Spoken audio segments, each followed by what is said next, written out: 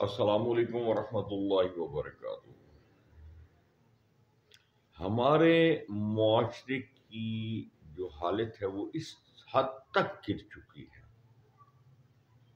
کہ ہمارے جو تعلیمی ادارے ہیں انہوں نے لوٹ مار مچا رکھی ہے اور پوچھنے والا کوئی نہیں ہے۔ پرائیویٹ ادارے انہوں نے بچوں کی جو فیسیں پہلی کلاس کی لے رہے ہیں، ایک عام سے اسکول کی میں بات کرنے جا رہا ہوں جو ہمارے علاقے میں موجود ہے۔ میں نے 2 دن پہلے ان کا جو فیس چارٹ ہے وہ میری نظر سے اترا تو میں دیکھ کے حیران ہو گیا، یا جس کو آپ پراسپیکٹس کہہ رہے ہیں، کہ وہ جو سکول ہے اس کو جو چلا رہا ہے وہ بذات خود ایک سکول ٹیچر ہے اور گورنمنٹ کا امپلائی ہے، اور اس نے آگے جو ہے نا پرائیویٹ سکول کھولا ہوا ہے، رجسٹرڈ کرایا ہوا ہے، اور اس میں جو ٹیچرز رکھی ہوئی ہیں ان کی پے ہے 4,000 6,000 8,000 10,000 ماہانہ۔ مجبور بچیاں ہوتی ہیں، گھروں میں بیٹھی ہوتی ہیں، F A B A M A کرنے کے بعد ان کو جاب تو ملتی نہیں ہے، تو وہ وقت کو گزارنے کے لیے پھر ایسے اسکولوں کا رخ کر لیتی ہیں، اور وہ جو اسکول والے ہیں ان کی چاندی بن جاتی ہے۔ اور وہ جو بچیاں وہاں پڑھانے کے لیے جاتی ہیں انہوں نے کیا تربیت کرنی ہے اور کیا تعلیم دینی ہے، آئی تھنک میرا خیال ہے کہ وہ زیرو ہے۔ بھئی جس سکول کی یہ کارکردگی ہو کہ وہ اپنے سکول میں پڑھنے والے ہر بچے کو انعام دیتا ہے، خواہ یعنی کہ ایک کلاس ہے، اس کلاس میں 20 بچے ہیں اور 20 بچوں کو ہی کپ دے دیے جاتے ہیں کہ یہ پاس ہو گیا۔ فرسٹ سیکنڈ تھرڈ تو 3 ہوتے ہی ہیں نا، وہ سبھی کو کپ دے دیتے ہیں، اور وہ بچہ جا کے بڑا خوش ہوتا ہے، اس کے پیرنٹس بھی بہت خوش ہوتے ہیں کہ ہمارے بچے نے جناب بڑے اچھے نمبر لیے اور اس کو باقاعدہ انعام میں کپ ملا۔ نفسیاتی یہ ایک نفسیاتی طور پر یہ ایک حربہ استعمال کیا جاتا ہے۔ اس کے علاوہ اگر آپ ان سکول کی لیٹرینز کا معائنہ کریں تو آپ دیکھ کے حیرت ہوگی کہ وہاں پہ بیٹھنے کو جی نہیں چاہتا، کوئی صفائی کا معقول انتظام نہیں ہے، گندگی ہے وہ پھیلی ہوئی ہے۔ بس وہی جو مجبور بچے ہوتے ہیں یا مجبور بچیاں ہوتی ہیں وہی وہاں بیٹھتی ہیں، ورنہ گھر میں جا کے سارے جو ہے نا وہ بیت الخلا استعمال کرتے ہیں، اور کوئی پوچھنے والا نہیں ہے۔ ٹیوشن فیس ہے وہ مقرر کی ہے، اس کے بعد کاپیاں بھی اسکول کی طرف سے ملیں گی، کتابیں بھی آپ کو اسکول کی طرف سے ملیں گی، پھر اسٹوڈنٹ کارڈ ایک ہوگا، اس کا بھی آپ کو جو ہے نا وہ باقاعدہ فیس کے ساتھ 40 روپے جو ہے نا اس کی فیس بھی آپ کو ادا کرنی ہوگی، اور اس کے بعد جو پیپرز لیے جاتے ہیں ماہانہ یا سہ ماہی 6 ماہی، ان کے پیسے بھی آپ ہی کی جیب سے وصول کیے جائیں گے، اور نصابی سرگرمیوں کے علاوہ جو غیر نصابی سرگرمیاں ہیں ان کے چارجز بھی ان کے بچوں کے پیرنٹس کے ذمہ ہی ہوں گے۔ سال میں 1 یا 2 ٹور بھی انہوں نے لگوانے ہوتے ہیں، وہ بس کا جو خرچہ ہے وہ بھی بچوں ہی کی جیب میں سے اکٹھا کیا جاتا ہے، اور اس میں سے بھی اپنے پیسے نکالے جاتے ہیں۔ بزنس ہے، کمائی کا ایک بہترین ذریعہ ہے، بچوں کو نہ تعلیم دی جا رہی ہے، نہ تربیت کی جا رہی ہے، بچوں کو اپنے بڑوں سے بات کرنے کا سلیقہ تک نہیں سکھایا جاتا۔ جب ہمارے جو سکولز ہیں، جو انسٹیٹیوشنز ہیں، ان کا یہ حال ہے، تو مجھے بتائیں جو نئی جنریشن آ رہی ہے اس سے ہم کیا توقع رکھیں؟ میں تو یہی کہوں گا کہ وہ باغی ہوگی، وہ اپنے والدین کی نافرمان ہوگی، کیونکہ گھر میں بھی ایسا ہی نظام ہے، نہ نماز ہے، نہ قرآن پڑھا جاتا ہے، نہ خدا سے ڈرا جاتا ہے۔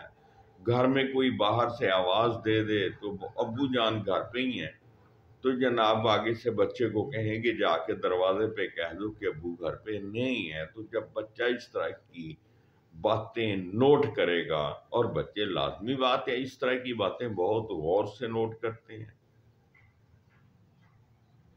اور ان پہ توجہ دیتے ہیں، بچہ سیکھتا ہے، اور والدین سکھانے والے ہوتے ہیں، یعنی کہ بڑوں سے سیکھتا ہے۔ کچھ تو وہ اپنے گھر سے سیکھتا ہے، کچھ وہ اپنے سکول سے سیکھتا ہے، اس کی ٹیچرز جو ہوتی ہیں وہ اس کو سکھاتی ہیں۔ لیکن یہاں پہ بات ہی ساری الٹ ہے۔ جب ہم جھوٹ بولیں گے، بچے کے سامنے جھوٹ بولیں گے، تو بچہ بھی جھوٹ بولے گا۔ اس کے سامنے وہ جھوٹ بولنا کوئی برائی نہیں ہوگا۔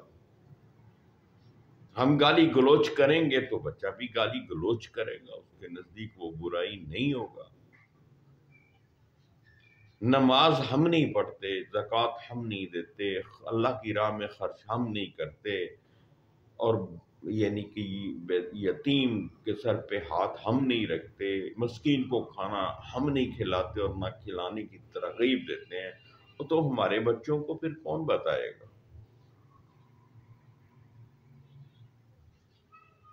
اسی طرح ٹیکنیکل سکولز ہیں، ٹیکنیکل کالجز ہیں، آپ جا کے وہاں کی جو باتھ روم ہیں، لیٹرینز ہیں، ان کا ذرا وزٹ کر کے دیکھیں، آپ کو پتہ چل جائے گا کہ کوئی صفائی کا خاص انتظام انسرام نہیں ہے۔ باقاعدہ تنخواہیں دی جاتی ہیں، خاک روب رکھے ہوئے ہیں، جمع دار رکھے ہوئے ہیں، جن کا کام ہے کہ روزانہ کی بنیاد پر ان کی صفائی کرنی، ان میں ڈیٹول یا اس جو ہے فینائل وغیرہ جو ہے اس کا استعمال کرنا، تاکہ جراثیم نہ رہیں اور کسی کو کوئی بیماری لاحق نہ ہو، مگر کوئی پوچھنے والا نہیں۔ حال ہی میں مجھے ایک بچی نے بتایا کہ وہ بیت المال کی ایک بیت المال کے زیر انتظام ایک ادارہ ہے جو بچیوں کو سلائی، کڑھائی اور بیوٹی پارلر جیسے کورس کرواتا ہے۔ وہ ادارہ جو ہے وہ ملت چوک کے قریب آئیڈیل بیکری کے بالکل سامنے والی جو دو گلیاں ہیں جو کالونی میں جاتی ہیں، ان کے بائیں ہاتھ، بائیں والی سڑک جو ہے اس کے اوپر واقع ہے۔ اور اس کے بارے میں یہ بتایا گیا ہے کہ وہاں پر جتنی بھی بچیاں ہیں وہ سلائی کا کام جو سیکھنے جاتی ہیں یا کڑھائی کا جاتی ہیں، تو ان سے معلوم ہوا ہے کہ وہاں پر گندگی اتنی ہے کہ لیٹرین استعمال ہی نہیں کی جاتی، اور نہ ہی کوئی کر سکتا ہے۔ میڈم ہے، اس کے دفتر کے اندر اٹیچ باتھ روم ہے، اٹیچ لیٹرین ہے، وہاں پہ اور کسی کو جانے کی اجازت نہیں ہے۔ اور وہ جو دوسری لیٹرین ہے جہاں پہ بچیوں کے لیے ہے، وہ تو بچیاں جو ہے نا وہ اکثر بند رہتی ہے، گندگی اس قدر ہوتی ہے کہ وہاں پر بیماریاں پھیلنے کا اندیشہ رہتا ہے، لیکن کوئی اس کی طرف توجہ نہیں دیتا۔ مشینیں ہیں وہ سال ہر سال سے بند پڑی ہیں، خراب ہیں، اور میڈم جو ہے وہ کہتی ہے کہ ان کی آپ خود مرمت کروا لیں اور اپنے زیر استعمال لائیں۔ 3 مہینے کا کورس ہے، جو آپ نے سامان اس میں ڈالا ہوگا وہ روزانہ لے آیا کریں، وہ نکال کے لے جایا کریں۔ آپ کی مشین جب تک آپ ادارے میں ہیں وہ خود ہی اس کو استعمال کریں.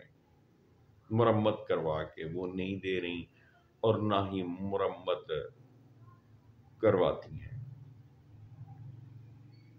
بہت اس طرح کی جو ہے نا ادارے کے جو سربراہ ہیں یا ٹیچرز ہیں، جب وہ ہمارے آنے والی بچیاں جو ان سے سیکھنے کے لیے کچھ آتی ہیں ان کے ساتھ ان کا جو رویہ اس طرح کا ہوگا کہ وہاں پر ان کے لیے صفائی کا انتظام بھی نہیں ہے اور ان کے لیے خراب مشینیں وہاں پہ رکھی ہوئی ہیں، اور ان کو کیا سکھائیں گی، کیا پڑھائیں گی، کیا تربیت کریں گی؟ لا محالہ نہ تعلیم ہے اور نہ ہی تربیت. اللہ کے بندو، یہ ہمارے سرکاری اور غیر سرکاری اداروں کا حال ہے. یہ تو میں صرف 2 اداروں کی بات کی ہے، آپ جس ادارے میں بھی جائیں گے آپ کو ایسا ہی دیکھنے کو ملے گا.